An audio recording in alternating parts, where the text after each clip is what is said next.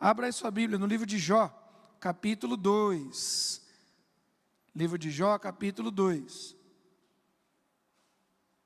Vimos a primeira sequência do caos, da tragédia, da luta, da angústia, da dor e do sofrimento de Jó, onde o Senhor permite que o diabo mexa com as coisas dele, o seu físico, em primeiro lugar, a perda dos seus bens materiais, as suas posses, a perda dos seus filhos, coisas terríveis e trágicas. E lá no final do capítulo 1, diz que em tudo isso Jó não pecou, nem atribuiu a Deus falta alguma. O diabo não se dá por vencido. A palavra de Deus diz que o nosso inimigo, o nosso adversário, está ao nosso derredor bramando como um leão. O diabo faz de novo um intento maligno na vida de Jó, e Deus também permite. E agora a saúde de Jó vai ser tocada. Já tinha perdido seus bens, tinha perdido sua família, seu status social, tinha perdido o respeito das pessoas, agora perdeu a sua saúde, tem aquele momento com a sua mulher, e o texto vai dizer, no capítulo 2, versículo 8, Jó sentado em cinza, pegou um caco de barro, para com ele raspar as feridas. Então a mulher dele disse, você ainda conserva a sua integridade? Amaldiçoa a Deus e morra. Jó estava numa tragédia. A gente deve imaginar aqui Jó cabisbaixo, Jó triste, Jó com dores, Jó em luto. Aonde que a mulher viu que Jó era íntegro? Onde que ela enxerga isso? Você ainda conserva a sua integridade? O cara está no meio do barro, está no meio do pó, no meio das cinzas. E ele está com parte da roupa dele toda rasgada. Ele está se cortando com cacos. Aonde que a mulher viu integridade na vida dele? Pelo que o texto vai continuar, nos dá a entender que a mulher percebe a integridade de Jó justamente nos seus lábios. Mas Jó responde, você fala como uma louca, uma doida. Temos recebido de Deus o bem. Por que não receberíamos também o mal? Em tudo isso, Jó não pecou com os seus lábios. O silêncio de Jó demonstrava a sua integridade. As palavras que Jó proferia, talvez fossem poucas, mas as poucas palavras que ele proferia demonstravam a sua integridade. Vou dizer de novo. Diante de toda a dor, diante de toda a angústia, de todas as perdas, diante da tragédia, diante do caos, diante do luto, diante do desprezo e abandono das pessoas, o texto destaca, em tudo isso, Jó não pecou com os seus lábios. E quando eu comecei a estudar esta parte em específica, uns dias atrás, eu comentei com os irmãos, que aquilo me gerou bastante incômodo. E aí a gente vai vasculhar livros, você vai vasculhar o próprio texto bíblico, ouvir alguma coisa na internet, procurar sobre esse tema. E eu fiquei bastante intrigado de como a palavra de Deus, ela nos exorta no que diz respeito aos nossos lábios. E talvez o quanto a gente é distraído em relação a isso. Aí eu fiz essa listinha aí, os pecados da língua. Passa mais uma. Esse nós vimos há 15 dias atrás, o pecado da reclamação e da murmuração. Entre aspas, são dois. Eu fui juntando em duplinhas para a gente fazer uma série mais curta. Pecados da murmuração. E nós vimos que o povo eleito, o povo escolhido, o povo que foi liberto por Deus, não entrou na terra prometida por vários motivos. Um deles foi a murmuração. E o apóstolo Paulo destaca isso no Novo Testamento. Passa mais uma. Hoje nós vamos falar sobre difamação e falso testemunho. Pode passar. Semana que vem, insultos e ofensas. Na outra semana, palavras sujas e torpes. Depois, fofoca e maledicência. Blasfêmia. Mentiras. E hoje nós vamos nos concentrar na difamação e no falso testemunho. Vamos ler esse texto aqui de Jó 27, esse texto juntos? Podemos ler aqui nessa versão?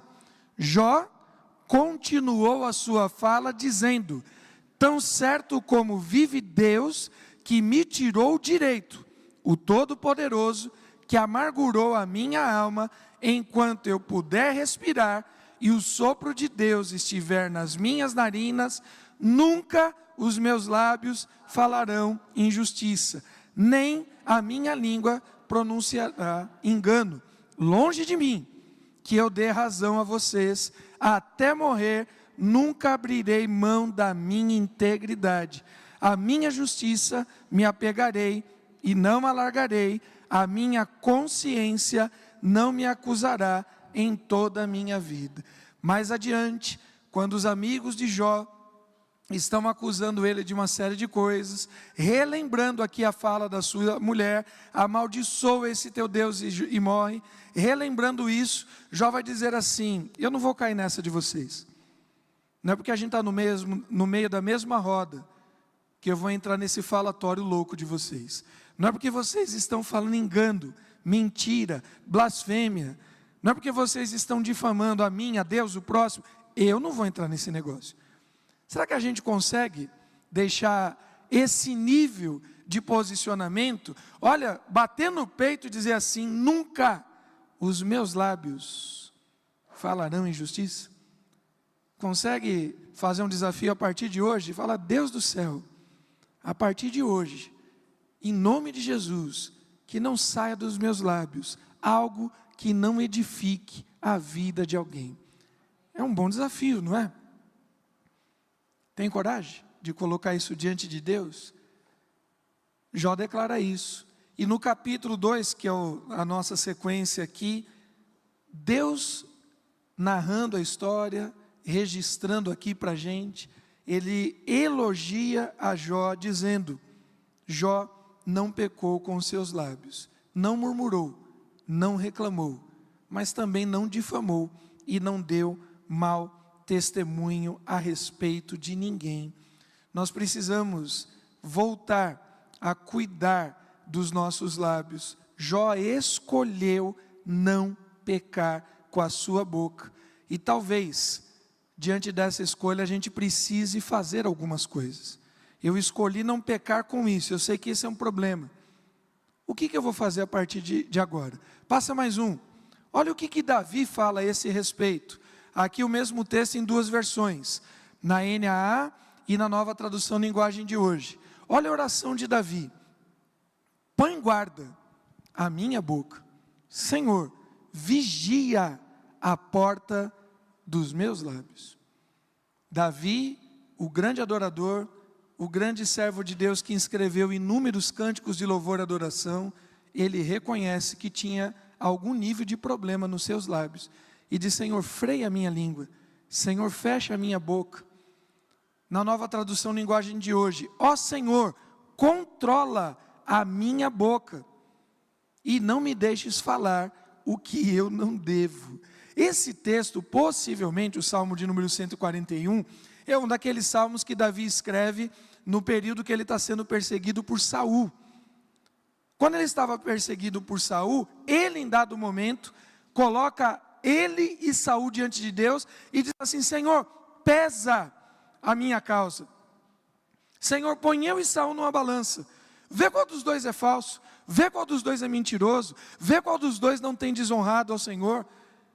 Senhor, se é para o Senhor castigar alguém, põe nós dois numa balança. Eu sou justo diante dessa situação. É verdade que Davi era justo diante de Saul, sim ou não? É verdade, ele foi justo diante de Saul. Saul era promíscuo, Saul era mentiroso, Saul era um endemoniado, sim ou não? Isso não deu direito de Davi falar mal dele. Olha que loucura. Saul foi rejeitado por Deus. Saul tentou usurpar a função do sumo sacerdote, tentou fazer sacrifícios no lugar de Samuel. Saul, vira e mexe, era pego endemoniado. Saul tentou matar Davi, que era o seu soldado mais valente e mais honesto. Saul tentou matar seu filho Jonatas. Saul foi consultar demônios através de necromancia, e Davi não se sentiu no direito de falar mal de Saul. O que me dá direito? E o que dá direito a você de difamar a vida de alguém? Davi, que era o homem segundo o coração de Deus, e Saul, que era um endemoniado, oprimido por espíritos malignos, que Davi tocava para libertar Saul dos espíritos malignos. Davi escolhe não falar mal de Saul. E quando passou pela cabeça dele falar mal de Saul, ele vai a Deus em oração. Senhor, fecha a minha boca e não permita que eu fale de Saul, nem mesmo o que é a verdade, para não difamar um servo do Senhor. Querido, difamar alguém é pecado, mesmo que aquilo que a gente fale do outro seja verdade. Eu vou repetir: difamar alguém, trazer má fama, difamar, trazer má fama a alguém. Olha, aquele irmão é mau pagador de conta, aquele irmão é caloteiro. É verdade que aquele irmão é mau pagador de conta? É verdade. Mas não sou eu que tenho que trazer essa verdade a público. É verdade que aquele irmão é promíscuo? É verdade que aquele outro é mentiroso? É verdade? Sim, é verdade. Isso não me dá autoridade de trazer isso a público e difamar a vida de alguém, mesmo que essa pessoa esteja em pecado. Jó poderia acatar o conselho da sua esposa: amaldiçoa esse teu Deus e morra. Ele não fez. Jó poderia culpar alguém, que é o que normalmente nós fazemos diante das lutas e tragédias. Dizem algumas pessoas que o mais importante numa situação de problema não é você arrumar a solução, mas é arrumar quem culpar. E muitas pessoas agem desse jeito, no trabalho, na escola, na vizinhança e na igreja. Ao invés de se preocupar em resolver o problema, você procura indicar algum culpado. Adão fez isso com Eva, Eva fez isso com a serpente, eu e você continuamos fazendo isso até o dia de hoje. Jó poderia muito bem asseverar em cima dos seus empregados: como é que vocês deixaram as tribos rivais invadir o nosso território e roubar minhas ovelhas, os meus camelos, os meus cabritos, as minhas vacas? Eu não pago vocês para isso, eu não defendo esse território assim, assim assado. Como é que vocês... E difamar os seus filhos que morreram numa tragédia. O texto do capítulo 1 diz que os seus filhos viviam de festa em festa, que eles faziam rodízio de festa na casa de um, na casa do outro, na casa do outro. Poderia ser um meio de se consolar: ah, meus filhos morreram porque no fundo eles não se cuidavam. Enquanto eu estava sacrificando e orando a Deus, eles estavam nas festas, nas baladas. Estou triste, mas no fundo a culpa é deles. Tem fundo de verdade nessas hipóteses, sim ou não? Tem fundo de verdade. Mas Jó não difama os seus funcionários. Jó não difama os seus servos. Jó não difama aqueles que estão ao redor. Diante do caos que Jó não está entendendo, sabe o que ele faz? Ele se cala. Vamos para esse texto do Salmo 141? Vamos ler alguns versículos juntos. Coloque aí para a gente, meninos, por gentileza, Salmo 141, vamos do versículo 1 em diante, para a gente reforçar esse entendimento. Olha a oração de Davi: Senhor, eu clamo a Ti, apressa-te em me socorrer.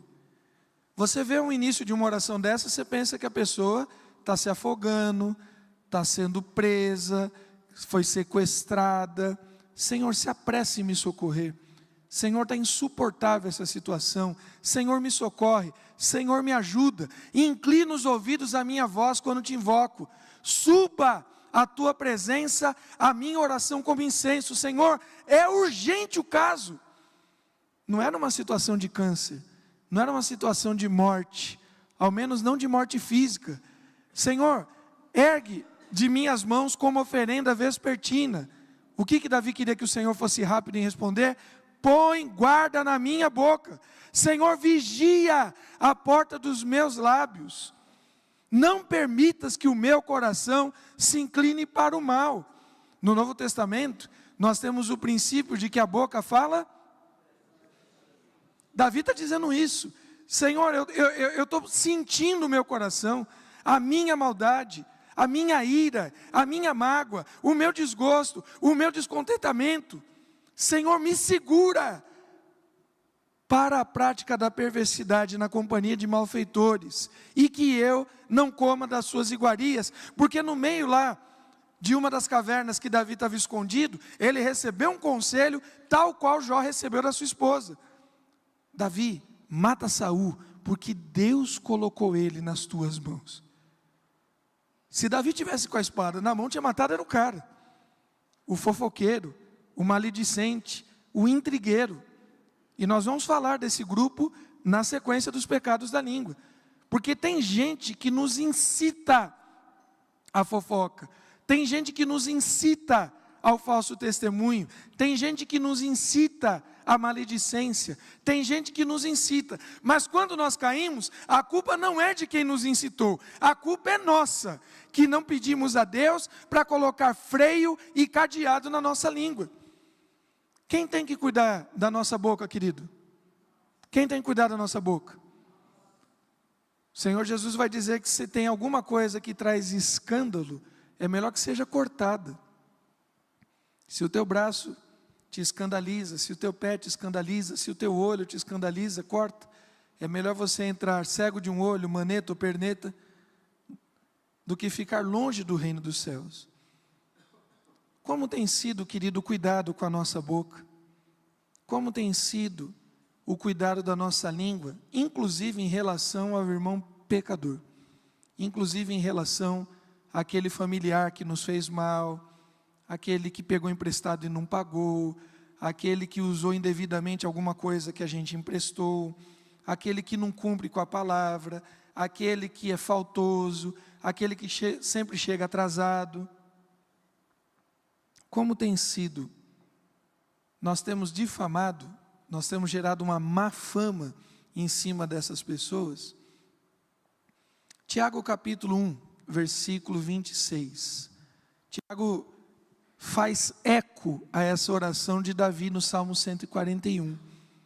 E Tiago vai dizer assim, tem muita gente crente dentro da igreja, né? Tem muita gente santa, tem muita gente acima da média, tem muitos irmãos com dons, profecia, revelação, dom de línguas, dom disso e daquilo.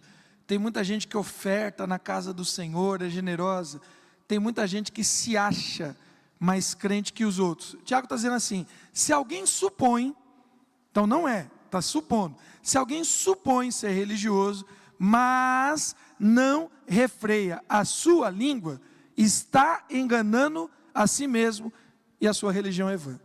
Se você vem na casa do Senhor para adorar a Deus, para levantar a mão, para dar glória a Deus, aleluia. Se você vem trabalhar no evangelismo, se você está na capelania, você visita os presos, os órfãos, os que estão na casa de recuperação, se você tem dedicado tempo no hospital, se você tem dedicado tempo aqui na semana, a nenhuma das atividades da igreja, cuidando de idosos, de crianças, mas não feche a boca, a sua religião é vã, irmão.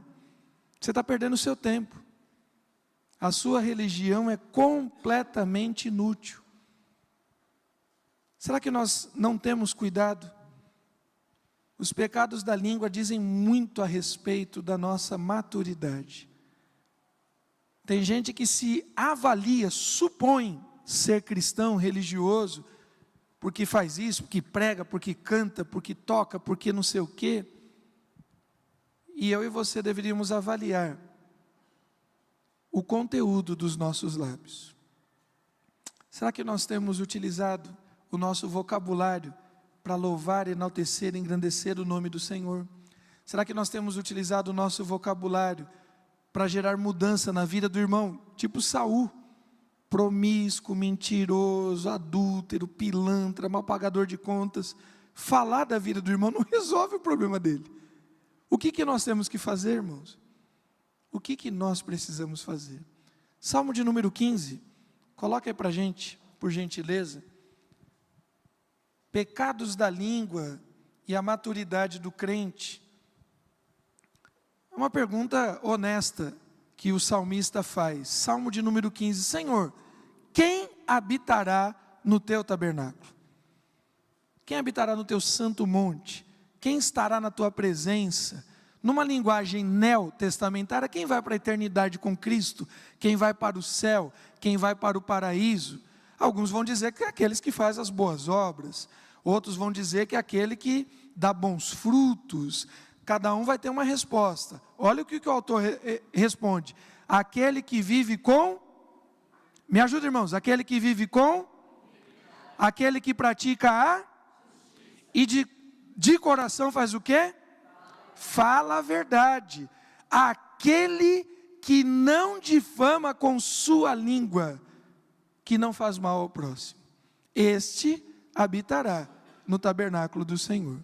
Veja que não tem nenhuma lista inicial aqui, daquele que evangeliza, daquele que ora, daquele que prega. A lista tem a ver com caráter santo. Antes da manifestação dos dons do Espírito, precisa haver a manifestação do fruto do Espírito. Precisa ter mudança de caráter. Espera-se de um cristão maduro uma atitude diferente diante do sofrimento de uma injustiça. Paulo vai dizer isso na carta aos Coríntios. Não tem ninguém no meio de vocês para julgar uma situação entre irmãos? Precisa sair daqui e processar, buscar advogado, buscar pessoas de fora para resolver um problema da igreja? Você tem que falar lá fora. Não tem ninguém sábio aqui. É lógico, irmãos, que vai ter casos e casos. É lógico que a gente tem gente dentro da igreja que não é crente, tem gente dentro da igreja que é pilantra, tem pessoas na igreja que precisam ser denunciadas porque é crime mesmo. Sim ou não? Amém? Mas não é todo o caso. E a gente precisa tratar com maturidade. A gente precisa ver o exemplo de Jesus. Jesus sofreu injustiças? Daqueles mais próximos dele. Jesus não difama Judas. Até para denunciar o pecado de Judas, Jesus faz com algum nível de discrição. Um de vocês me trairá. Tornou público o assunto. E fica quem? Aquela pergunta que cada um dos discípulos fez, e eu e você deveríamos fazer todos os dias, porque se nós estivéssemos lá, nós seríamos um dos candidatos a trair Jesus. E se você não entendeu isso ainda, é bem complicado. Por isso que os discípulos fazem uma pergunta honesta: sou eu, Senhor? Todos tinham medo, porque todos sabiam da sua pecaminosidade. Só que de maneira discreta, Jesus diz a Judas: vai e faz o que você tem que fazer. De uma maneira discreta, Jesus diz: aquele que põe agora o pão comigo no molho. E Judas olhou: sou eu? E Jesus disse: sim, vai e faz o que você tem que fazer. De certa forma, dando uma oportunidade última para que Judas reagisse à tentação que estava sofrendo. O que dizer de Pedro? Ele diz para Pedro que Pedro trairia 3 vezes, e ele olha para Pedro naquele momento que o galo canta a 3ª vez. Jesus também não expôs. Jesus tratou os casos de Judas e de Pedro de uma forma bem discreta e particular. A falta de fé dos discípulos é criticada, sempre no particular e não para a multidão. Homens de pouca fé estão no meio do barco, homens de pouca fé estão com os discípulos. Ele não expõe os discípulos dele ao ridículo no meio da multidão. Jesus teria autoridade para fazer isso, sim ou não? Teria, mas ele não fez. Em dado momento ele vai dizer em oração que aqueles que Deus enviou a ele, ele guardou todos, exceto o filho da perdição. Nós precisamos cuidar da nossa boca. E nós precisamos cuidar da fama dos irmãos que estão em pecado. Se nós somos crentes mais maduros, a pessoa errou com você. O texto de Mateus capítulo 18 diz assim: vá você sozinho, interpele aquele irmão, acuse ele do pecado você sozinho. Se ele der ouvidos a você, você ganhou um irmão. Se ele não der ouvidos, pega mais um, vai em duplinha, num trio, pega outros irmãos mais maduros, e vai lá de novo. Se ele se arrepender, você ganhou o seu irmão. Na 3ª tentativa, se ele não resolver, leva à igreja, e a partir daí a gente vai tratar ele como publicano ou como um gentil. A difamação, segundo Salmos capítulo 15, ela deixa eu e você longe do tabernáculo do Senhor, longe da presença de Deus. E o texto diz que em tudo isso Jó não pecou com os seus lábios. E no texto do capítulo 27 que nós lemos, Jó bate no peito e diz assim: eu jamais vou entrar nessa roda com vocês para falar mal de Deus ou falar mal de qualquer uma das pessoas. Dos meus lábios não sairá injustiça. Passa mais uma. Segundo tema, o falso testemunho. Vale a gente lembrar que o falso testemunho está entre os 613 mandamentos do Antigo Testamento. Ele é destacado entre os 10. Então nós temos os mandamentos de relacionamento com Deus. Não terás outros deuses diante de mim. Não farás para ti imagem de escultura. Não tomarás o nome do Senhor teu Deus em vão. Lembra-te do sábado para o santificar. 4 mandamentos diretos de relacionamento com Deus. Depois começa os mandamentos de relacionamentos com o próximo. Honra teu pai e tua mãe, para que te prolongue os dias em que você estiver na terra. Não mate, não cometa adultério, não furte, não dê falso testemunho contra o teu próximo, não cobice as coisas do teu próximo. Falso testemunho é destacado no mesmo nível de homicídio, adultério e roubo. Às vezes a gente acha que os pecados não têm diferença. Todo pecado é suficientemente mal para nos tornar pecadores. Tudo bem? Todo pecado é mal para nos tornar pecadores. Mas tem alguns que Deus destaca para a nossa atenção. Nós lemos agora no Salmo de número 15, aquele que fala a verdade, aquele que não difama o seu irmão. Nós vamos ver adiante em Efésios capítulo 5, também em Colossenses, Paulo falando dos pecados da língua, chamando-nos a atenção para que a gente cuide dos nossos lábios. E a gente não toma conta disso. O 9º mandamento é claro, direto e objetivo: não dê falso testemunho, não minta em relação ao próximo. É uma mentira específica o falso testemunho. Você está contando uma história, você está compartilhando. Irmão, zap é mentira também. Eu só compartilhei, eu não fiz nada, eu só mandei para os irmãos. A gente teve um tempo atrás aqui na igreja que eu tive que entrar nos grupos e ficar dando pancada em alguns irmãos, porque os irmãos não paravam de ficar mandando coisa que não existe. Você viu, aconteceu na sua frente, você testemunhou, do que você está falando? Mas me contaram quem, irmão? Quem te contou? Da onde você está tirando essa história? Falso testemunho é pecado.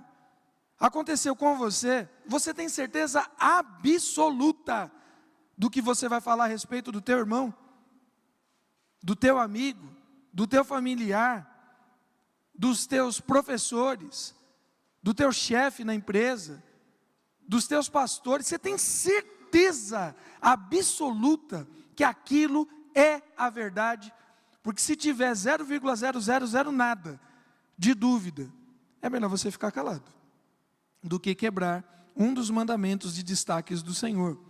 Pois não se pode ser nem eu nem você agentes de fofoca. Nós não podemos ser multiplicadores de fofoca e de falso testemunho. Se você tem certeza, antes de falar, você tem que ver se não vai incorrer no outro pecado, que é difamar a pessoa. Se você não tem certeza, você está caindo na mentira contra o próximo, e isso é falso testemunho. Falso testemunho é um tipo de mentira que objetiva diminuir, depreciar, humilhar o outro. O falso testemunho tem a ver com alguma coisa que vai me gerar vantagem.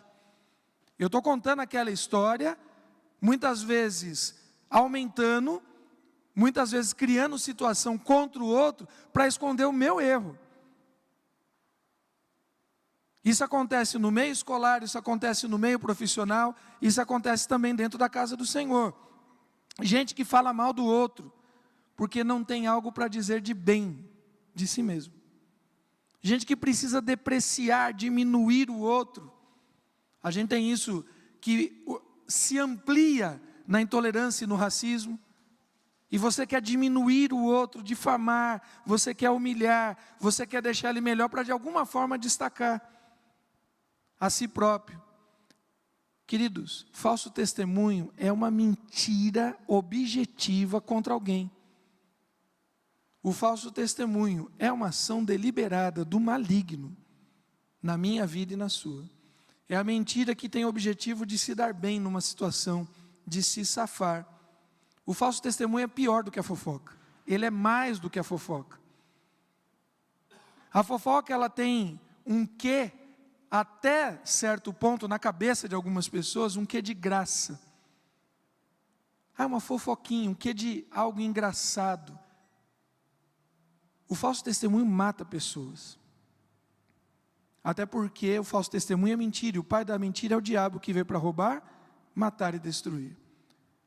Se você pesquisar na internet, você vai lembrar desses casos.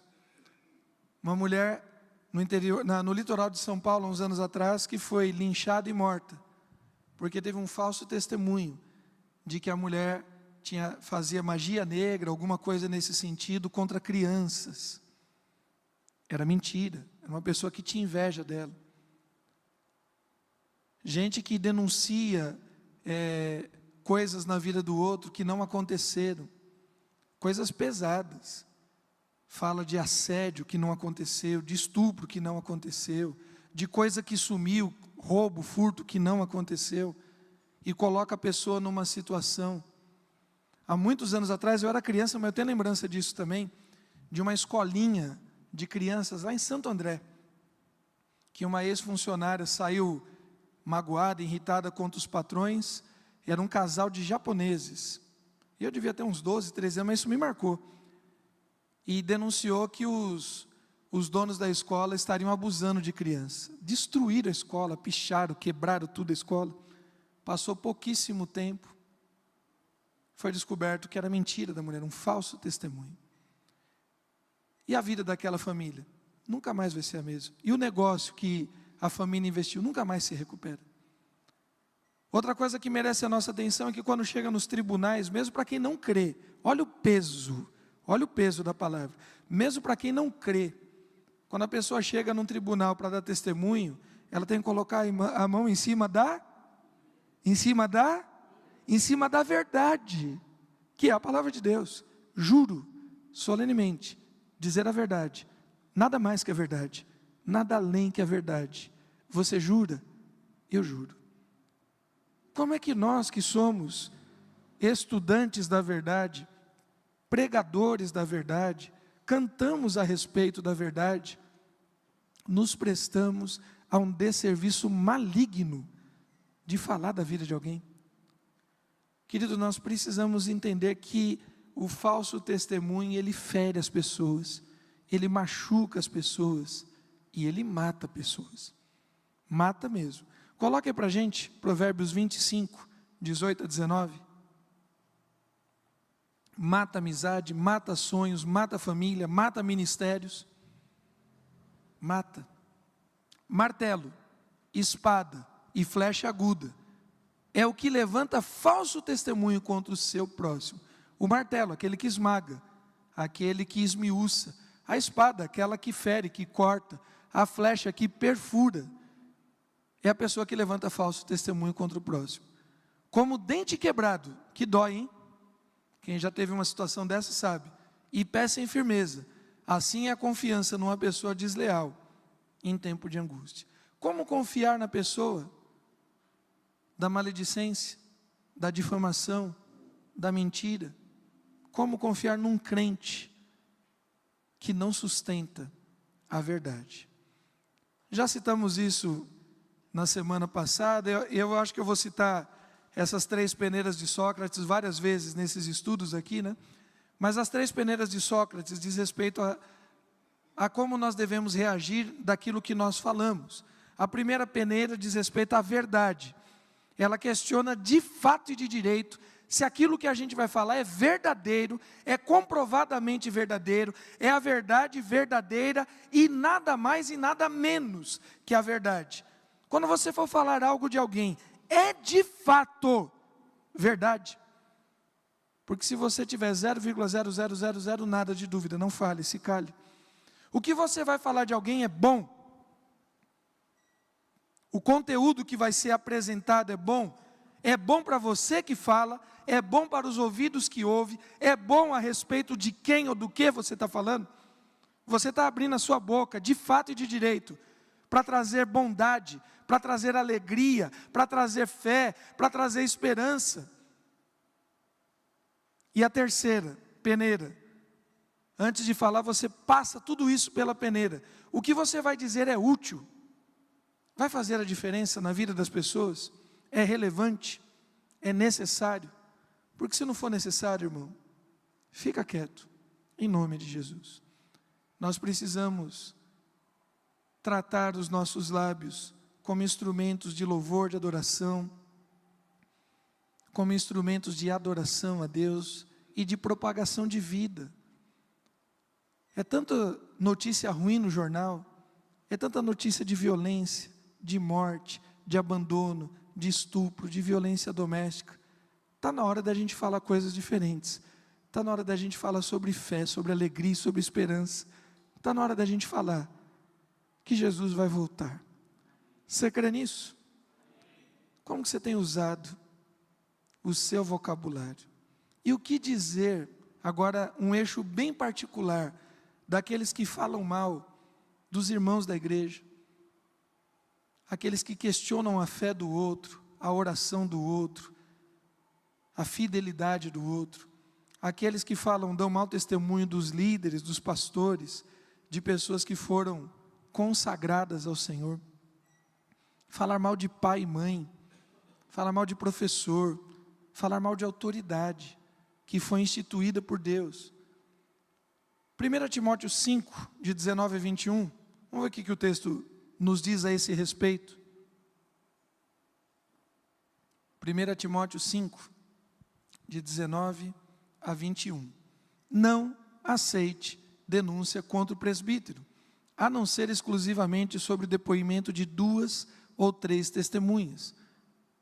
Quanto aos que vivem, no caso os presbíteros, quanto aos que vivem no pecado, repreende-os na presença de todos, para que também os demais temam.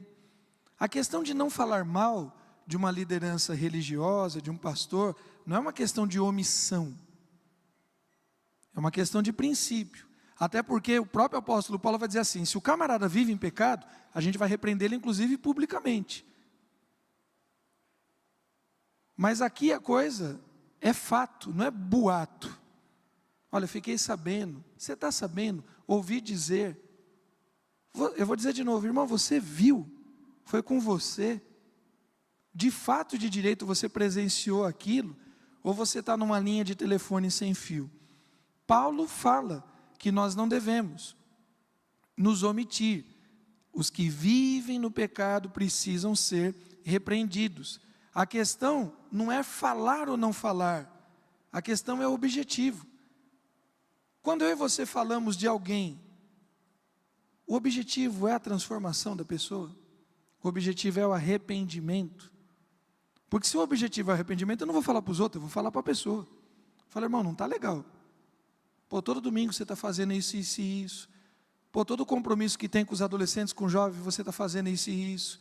Você pisa na bola, você não cumpre horário, você mente. Olha, aconteceu isso, na boa. Eu não tenho como, olha, eu amo você em Jesus. Você fala para a pessoa no objetivo de recuperá-la. Se você está falando para os outros, você não está querendo recuperar as pessoas. Qual é o objetivo da nossa fala? Se não for, de fato, resgatar as pessoas. Falar por falar, sem assumir, sem se envolver na correção, sem buscar o arrependimento, sem buscar mudança de caráter. No Antigo Testamento, Paulo está pegando um princípio do Antigo Testamento. Você vai denunciar alguém, traz 2 ou 3 testemunhas. Era um princípio do Antigo Testamento. Você sabe o que vem depois? Traz as testemunhas para denunciar o pecado da pessoa. Se o pecado for de morte, aqueles que denunciaram são os primeiros a tirar a pedra. E aí Jesus vai dizer assim, pode atirar, atirem a pedra. Naquela hora todo mundo se empolgou, cada um pegou um pedregulho. Ah, só um detalhe. Atire primeiro aquele que não tem pecado. Aí não consegue, né? Você está doido para dar uma pedrada no irmão e você não consegue. Antes, disse Jesus, de tirar o cisco do olho do outro, me ajudem? Tira a trave que está tampando completamente a sua visão. Paulo, tal qual Davi, mesmo sendo justo diante de uma situação, de uma causa, escolhe não difamar uma autoridade. Atos 23, de 3 a 5, põe para a gente por gentileza. Então Paulo lhe disse, Deus há de ferir você, parede branqueada. Paulo está falando para um sumo sacerdote. Você está aí sentado para me julgar de acordo com a lei, e contra a lei ordena que eu seja agredido? Os que estavam ali perguntaram a Paulo, você está insultando o sumo sacerdote de Deus? Paulo respondeu, eu não sabia, irmãos. Eu não sabia que ele era sumo sacerdote. Porque está escrito, o que está escrito, irmãos? Não fale mal da autoridade do seu povo. Para terminar, mais 2 textos. 1 Reis 21:10. Falso testemunho, Jesus ouviu bastante. João Batista, Moisés, grandes homens e mulheres de Deus. Mas olha como o falso testemunho mata mesmo. Olha esse caso aqui de Jezabel. Ponham sentados na frente dele 2 homens malignos, que testemunham contra ele dizendo, você blasfemou contra Deus e contra o rei. Depois levem-o para fora e o apedrejem para que morra. Um falso testemunho que gerou a morte de Nabote, porque Acabe queria comprar as terras de Nabote e Nabote não quis vender. Gente que cria situação até para depreciar os bens materiais do outro. Ah, o carro daquele irmão não vale nada. Você entende alguma coisa de carro? As pessoas falam daquilo que não conhece. Queridos, é uma palavrinha bem pesada, mas eu quero sair com essa palavra hoje, eu queria que você saísse com ela também. Deus odeia o falso testemunho. Deus odeia a mentira. Deus odeia esse tipo de falação. Provérbios 6, de 16 a 19. Provérbios 6, de 16 a 19. 6 coisas o Senhor Deus, diga irmão, 6 coisas o Senhor Deus, e a 7ª a sua alma detesta ou abomina. Vamos lá, 6 coisas. Olhos cheios de orgulho, 1ª. Língua mentirosa, 2ª. Mãos que derramam sangue inocente, 3ª. Coração que faz planos perversos, 4. Pés que se apressam a fazer o mal, 5.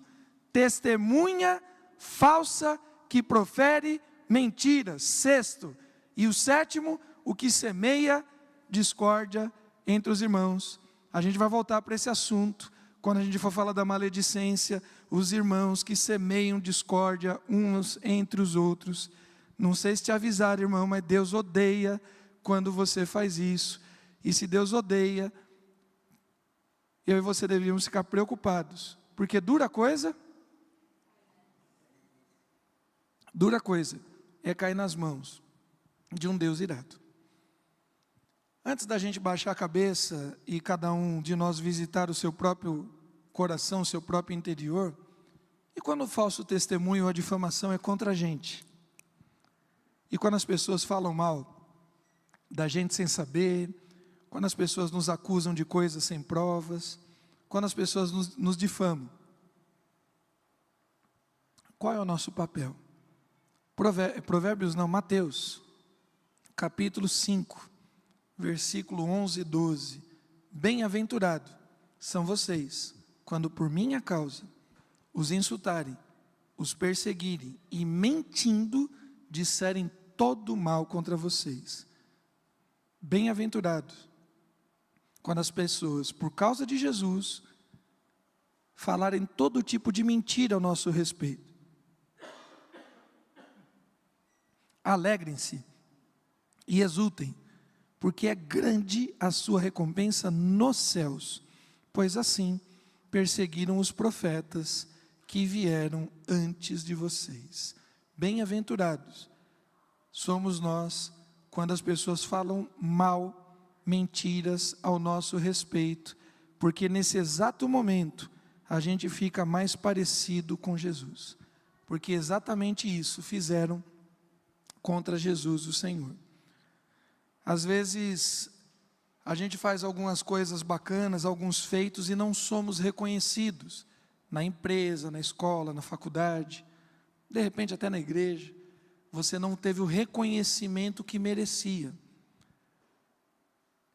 É mais digno merecer uma coisa do que ganhar ela. Tem muita gente que ganha sem merecer, sim ou não? Ganha prêmio, ganha Oscar, ganha Grêmio, ganha um monte de coisa sem merecer. É muito mais digno merecer diante de Deus do que receber diante dos homens. Se tem alguém falando mal de mim ou de você, glorifique, exalte e bendiga o nome do Senhor, porque você foi comparado aos profetas que vieram antes de você. Agora, que falem mal da gente, porque somos de Cristo, não porque a gente é enrolado, não porque a gente é mau pagador de contas, não porque a gente está sempre atrasado, não porque nós damos mau testemunho, que falem mal, porque nós somos crentes fiéis em Cristo Jesus.